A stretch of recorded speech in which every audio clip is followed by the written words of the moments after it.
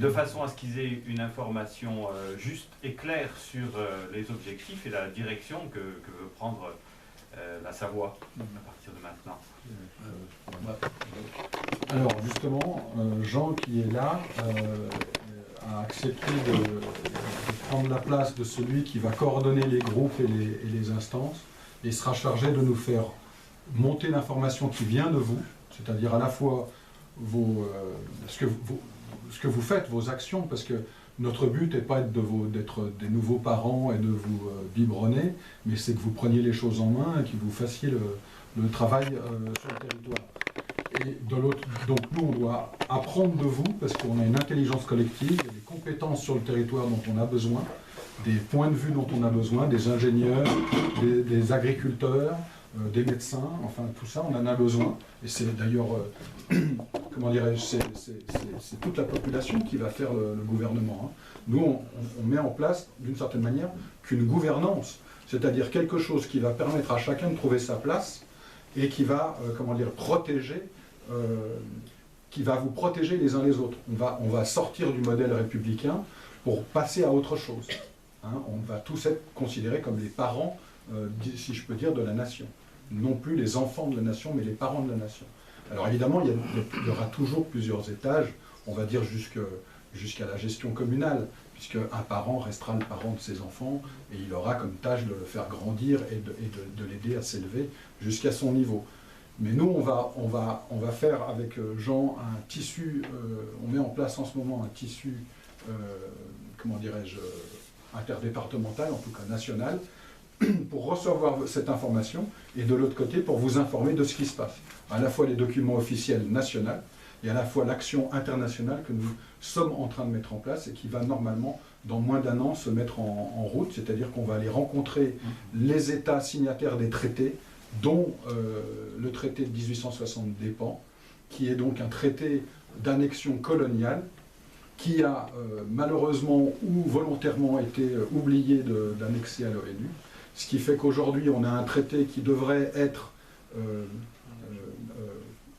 traité pour le coup, parce que en 1947 la France a signé à Paris un traité de décolonisation, et à cause de ce traité de 1860, eh ben, si elle a colonisé la Savoie, elle doit la décoloniser, et si le traité n'est pas à l'ONU, elle doit décoloniser. Dans les deux cas, ils sont coincés, c'est-à-dire qu'ils ont essayé de ne pas donner le traité de 1860 trop proche de la signature de 1947 pour ne pas décoloniser la Savoie. Mais on a un exemple qui, moi, m'a posé question il y a quelques années en allant en Islande. Je me suis dit, mais comment le Danemark a décolonisé l'Islande, ou l'Islande s'est décolonisée du Danemark? Le Danemark n'avait pas d'armée, enfin, l'Islande n'avait pas d'armée, n'avait pas de puissance. C'est les Américains qui avaient fait l'aéroport de Reykjavik. Donc je ne trouvais pas la logique, jusqu'au moment où je tombe sur le dossier de Savoie, où on parle de décolonisation du traité de Paris de 1947. Je dis, bah oui, tous les signataires ont décolonisé. Sauf que il y avait un cas spécial, c'est que la seule colonie qui touchait le pays colonisateur, c'est la Savoie, et c'est le seul cas en Europe, c'est le seul cas des pays signataires, mais ça reste un cas vivant, et aussi un gros fournisseur de monnaie sonnante et trébuchante que la France ne voulait pas se séparer. Donc voilà, et nous, en allant à l'international, on va mettre les pieds dans le plat, et on va être obligé, enfin ils sont obligés de suivre un processus. Et ça, c'est des informations qu'on va vous donner en temps réel, et qu'on va vous faire passer grâce à l'intermédiaire de Jean, parce que vous allez établir aussi, vous avez vos coordinateurs, on va dire, on essaie d'établir à chaque fois des binômes, comme on le fait avec Thierry. Il y a que Thierry, lui, on va dire que c'est un intellectuel, ex-franc-maçon, et moi je suis un autodidacte anti-franc-maçon. Pour le coup, je les ai affrontés, je les affronte encore dans mon travail. J'en ai viré plus un, mais ils reviennent toujours par la fenêtre. C'est assez difficile de s'en débarrasser, parce que justement, ils ont un réseau qui se soutient très fort. Donc c'est comme ça qu'on va agir, en tout cas, pour l'instant, qu'on met les choses en action. Et Jean a la mission actuellement, c'est de réunir les fichiers croisés, un de Doris qui va lui donner les pompiers, les infirmiers et la sécurité civile qui sont réfractaires à la vaccination, Ça, c'est un des fichiers. Le fichier de la plateforme électronique que Tania est en train de mettre en place sur un serveur à l'étranger également, où elle nous offre le fruit de son travail. Et puis, les fichiers qui viennent aussi des cartes d'identité et des réunions auxquelles vous participez, ou quand vous mettez votre nom, votre adresse. Comme ça, vous avez l'information, elle va circuler. Et à la fois pour nous donner vos compétences, parce que par moment, on va se dire, il nous faut quelque chose là. On va créer une mini-corporation en prévision d'une grande corporation. Et on va vous dire, les charpentiers, là, on a un problème avec le bois, comment vous faites dans votre filière? Par exemple, hein, c'est un exemple parmi tant d'autres. Et donc ça, ces informations, on les aura par Jean et par toute son équipe, puisque Jean doit se trouver un binôme, on va lui trouver un binôme, et il va installer un binôme pour la vallée de l'Arve, et dans chaque vallée, dans chaque endroit sur le territoire. Voilà, si j'ai répondu. Bon, je vais prendre un autre angle de réponse. Une fois, vous verrez que le binôme en question. En fait, comment est-ce qu'on peut trouver une légitimité? Comment est-ce que l'action que l'on mène aujourd'hui est légitime? Parce que si on regarde un petit peu l'histoire de ce qui s'est passé depuis 30 ans, il y avait une reconnaissance effectivement historique de la part de militants savoisiens qui avaient bien compris qu'il y avait un bug, et puis que la Savoie elle était libre, et puis mais comment faire? Ils avaient des documents, ils avaient bien fait leur recherche à droite à gauche, mais c'était la première démarche qu'ils ont fait, c'était une démarche militante. Donc elle est naturelle, elle démarre comme ça, donc chacun va de son côté y aller de sa connaissance, de ses compétences plus ou moins importantes pour dire voilà, nous on revendique la Savoie, on va faire le groupe des Sentinelles de Savoie, le groupe de la Savoie, il y a eu quoi? Il y a eu le groupe de MRS, il y a eu la Ligue, il y a eu l'État de Savoie, il y a eu plein de choses. Et si je peux me permettre, monsieur, c'est parti en cours de justice et ça a été perdu. C'est parti de... Ça a été parti en cours de justice et ça a été perdu.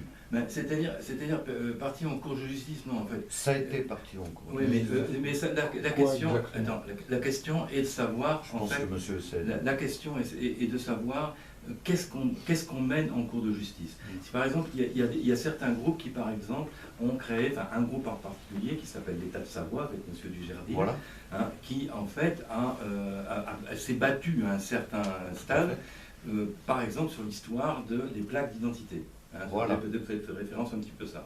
Ouais, le problème des cartes des plaques d'identité, c'est qu'on ne fait pas n'importe quoi, n'importe comment. La Savoie, même si sur le plan historique et juridique, depuis particulièrement 1940 et 1947, a effectivement gagné en droit son autonomie, eh bien, il est clair que dans les faits, c'est pas le cas.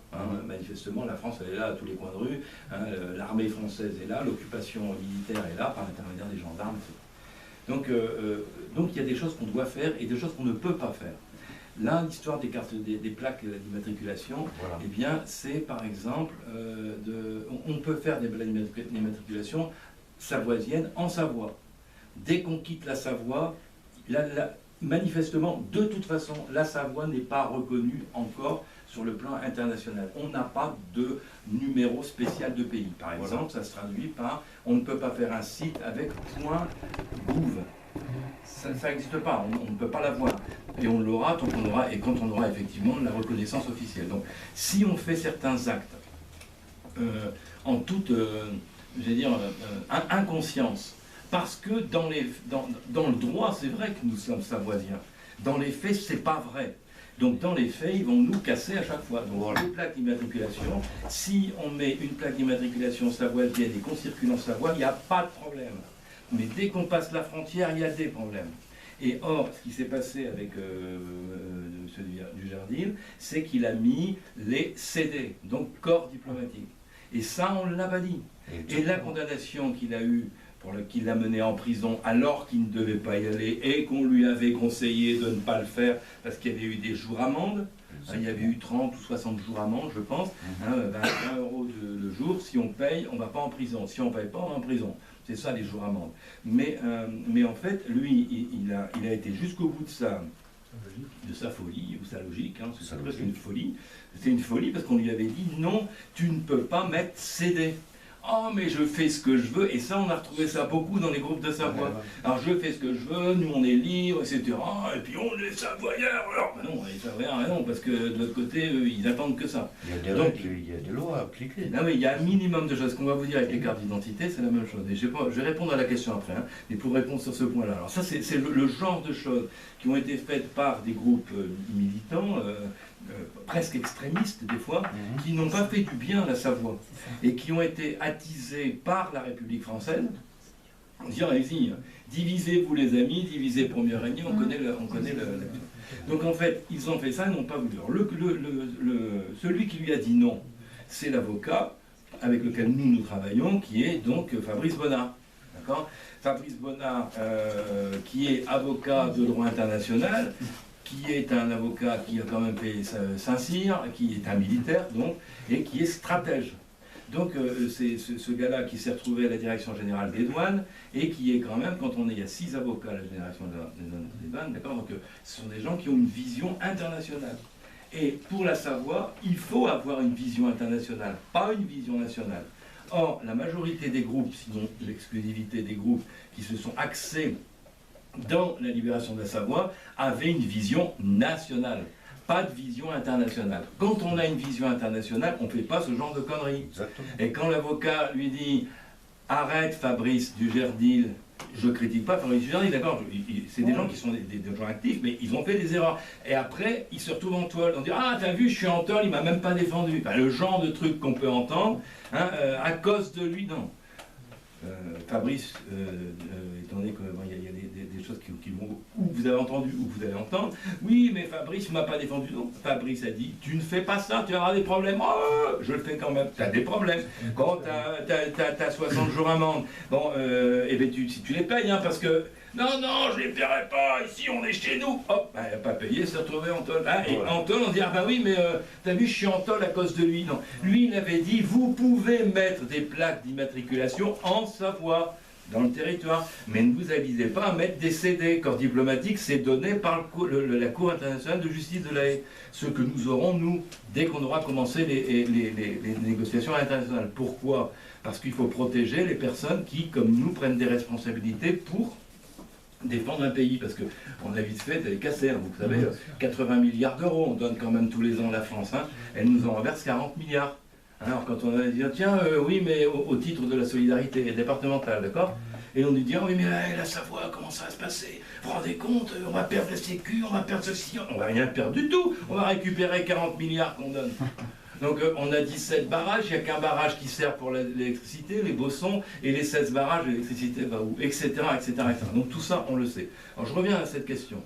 Donc les mouvements savoisiens, ce qui s'est passé avec cet avocat Fabrice Bonnard, qui est un ami vraiment, hein, et donc il est critiqué. Au départ, vous savez, le gars il arrive, avocat international, il arrive en Savoie. Ah ouais, Fabrice, tu peux, avec ton chapeau là, tu peux me faire tel truc, vas-y, regarde Fabrice avec son chapeau, ouais, tu sais, je vais te faire ton truc, tu me demandes combien? Oh rien, je te le donne, tu me donnes, allez, 1 euro symbolique. Ouais, ça s'est passé comme ça en Savoie. Et il a fait ces trucs, et pourquoi il a fait ça? En 17-20 ans, ça fait 20 ans maintenant. Pourquoi? Parce que, eh bien, il devait faire de la jurisprudence. Et parce que s'il demandait le tarif d'un avocat de droit international, c'est 450 à 500 euros de l'heure, minimum, hein, ça dépend lesquels. Donc personne n'aurait payé, d'accord? Quand même pas évident. Donc il dit, vas-y, on y va. Et vous me donnez ce que vous voulez, ou rien. Moi, ce que je veux, c'est que mon pays, la France, arrête ces conneries avec la Savoie. Et avec tout le reste des autres pays. On a fait assez de mal comme ça, hein, 800 000 morts au Rwanda, etc. Et puis on en passe. Donc ça va, c'est bon. Donc la Savoie, il y a eu une extermination de la population, 600 000 Savoisiens au traité de 1860, et on en est à maintenant 250 à 300 000 maximum, donc, et avec une population qui était, ça vous savez ça. Donc en fait, lorsqu'il a fait ses travaux, il a dit, je fais de la jurisprudence sur les radars, sur l'URSSAF, sur les commerces, sur des petites affaires de rien du tout, et il a fait de la jurisprudence avec la loi de Savoie. Et il a refusé d'agir avec la loi française en faisant ce qu'on appelle des conclusions en nullité. Et il a forgé tout un arsenal juridique qui a permis justement de pouvoir s'en servir aujourd'hui. Mais il a défendu des gens. Certains ont gagné, certains ont perdu. Ceux qui ont perdu lui ont foulé. Ceux qui ont gagné ont continué un certain temps, pour après, au bout d'un certain temps aussi, lui tourner le dos. Ça a été que ça. Et regardez ici, même nous on le vit ici, d'accord? Ça fait un mois, bon ça va, ça y est, on essuie les dernières éclaboussures des vomissures, mais il n'empêche qu'on vit ça aussi. C'est comme ça tout le temps, alors que ici ou ailleurs. Et alors pourquoi? Parce qu'il y a du pouvoir et de l'oseille. De l'argent et du pouvoir. C'est pareil, alors, les Savoisiens ne sont pas mieux qu'ailleurs, hein, ça se passe comme ça aussi. Donc nous, pour comprendre un petit peu ce qui se passe et revenir à votre question, c'est qu'en fait, qu'est-ce qui va donner notre légitimité? C'est que tous ces groupes de Savoie sont des groupes qui, tout compte fait, ont été chacun, ils veulent tous sauver la Savoie, mais chacun eux-mêmes. Ils ne veulent pas sauver la Savoie en groupe. Donc c'est chacun, et ça la France aime bien. Hein, donc c'est les reblochons tartiflettes, hein, d'accord? On fait des belles petites émissions en disant ah, qu'est-ce que vous pensez du reblochon? Moi j'ai rien à faire du reblochon, moi je suis un militant de la Savoie. Ah mais quand même le reblochon c'est vachement bon. Ils se font tout savoir. Et on dit on a interrogé aujourd'hui un reblochon, un militant de Savoie, et c'est comme ça que ça dure depuis 30 ans. Aujourd'hui on s'est dit stop, on arrête là. Il y a 1 an et demi, on est venu me chercher parce que j'ai une grande gueule, hein, vous voyez, et puis parce que j'interviens sur ce que des grands gueules, plein, parce que j'interviens dans le milieu international, à Varsovie, ou dans les grandes instances, etc. Et on m'a dit on a besoin d'un porte-parole. Donc il y a un porte-parole, ouais, ok, mais un mouvement de Savoie, ça ne m'intéresse pas. Alors si c'est des mouvements-là, j'en veux pas, j'ai autre chose à faire. Non, c'est pour créer un gouvernement. Alors là, oui, expliquez-moi un peu, le gouvernement, qu'est-ce que vous avez derrière l'idée? Ah oui, parce qu'en fait, il faut qu'on ait... parce qu'on ne peut pas intervenir sur le plan extérieur. Et c'est là où il faut une vision, non plus une vision globale, locale, mais une vision globale. Et faire un gouvernement, ça n'a plus rien à voir. Quand vous avez une association, c'est quoi ton association? On va réunir toutes nos associations, hein. Et puis on va essayer de se prendre... on se tape souvent sur le chou, on prend un bon coup après, et puis après on reprend chacun de notre côté. Il n'y a rien qui se passe. Un gouvernement, ça n'a rien à voir. Le gouvernement, il prend tout le monde. Parce que qui dit un gouvernement Savoie, c'est 1 300 000 personnes. Nous sommes là pour 1 300 000 personnes. Alors qu'ils soient d'accord avec nous ou pas d'accord avec nous, on s'en tape, c'est pas le problème. Nous, on a 1 300 000 personnes à gérer ensemble. Donc la légitimité, elle est là. Comment intervenir sur le plan extérieur et commencer nos négociations qui vont commencer à Rome? Comment, s'il n'y a pas de gouvernement? C'est impossible. La saisine, donc interpellation à l'ONU, a été déposée le 20 novembre 2015. Depuis, qu'est-ce qui s'est passé? Depuis, il ne s'est rien passé ici.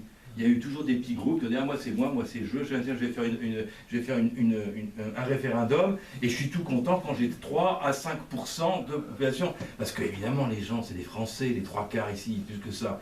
Donc ils ne vont pas voter. Un mouvement, qu'est-ce que c'est que ces mouvements autonomistes? Encore c'est des quoi? C'est des Pays Basques, c'est les Catalans, c'est des Corses. C'est ça, bah oui. Voilà. Or, moi je ne voulais pas de ça. Quand on m'a demandé porte-parole de ça, ça ne m'intéressait pas. Par contre, d'un gouvernement, oui. Donc qu'est-ce qui s'est passé? À partir du moment où on a commencé à monter le gouvernement, première chose, c'est qu'on a été chercher des gens. Et on était 3. Et les 3, on s'est dit, on va faire quoi? On va aller chercher, tiens, ça m'intéresse. Ah oui, mais il y a eu ça. Et puis on a eu des gens, plus ou moins, on a réussi à rassembler des gens. Et dans ces gens, on a rassemblé au départ des militants. C'est normal. Et la matière grise, elle regarde. Avant de rentrer, il y a des militants, puis elle regarde si c'est sérieux, si c'est pas un mouvement autonomiste de plus. D'accord? Et quand on allait voir les mouvements, parce que la première chose que j'ai faite, c'est aller voir tous les mouvements.